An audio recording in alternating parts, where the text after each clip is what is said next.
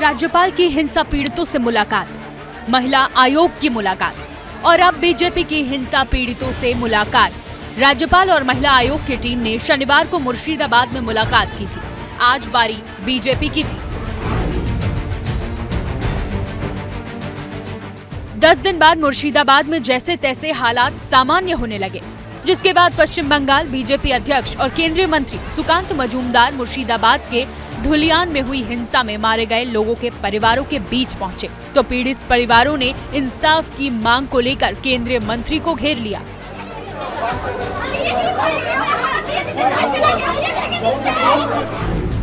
हिंसा पीड़ित परिजनों से मुलाकात के बाद बंगाल बीजेपी अध्यक्ष सुकांत मजूमदार ने हिंसा के लिए ममता सरकार को जिम्मेदार ठहराया।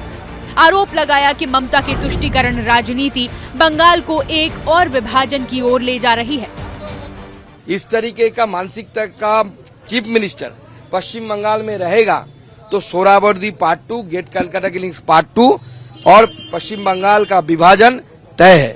Thinking that everything is okay, only the Murshidabad there is some problem. I would urge the so-called intellectuals of Kolkata, where are you, sir?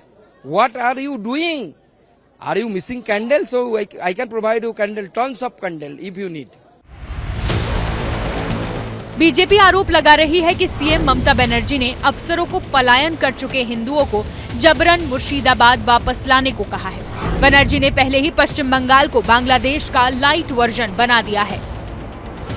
लेकिन तृणमूल कांग्रेस का कहना है कि मुर्शिदाबाद में वक्फ एक्ट के खिलाफ हुआ बवाल साजिश है, जिसके जरिए बीजेपी बंगाल में अपनी जमीन मजबूत करना चाहती है। मुर्शिदाबाद में जो हुआ है या जो कराया गया है, मुझे लगता है कि एक सोची समझी राजनीति या सोची समझी साजिश के तहत है।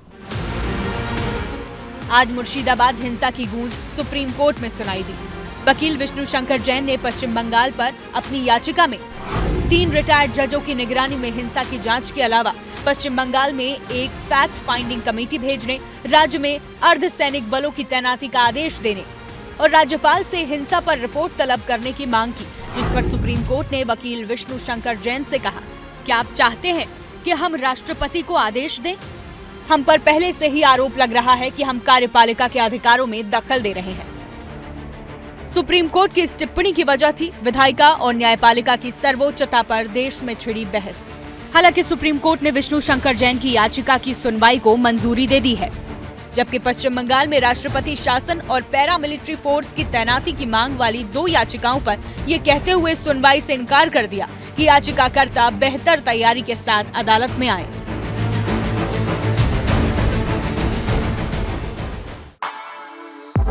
For exclusive and insightful videos, subscribe to our new channel ABP Live Premium.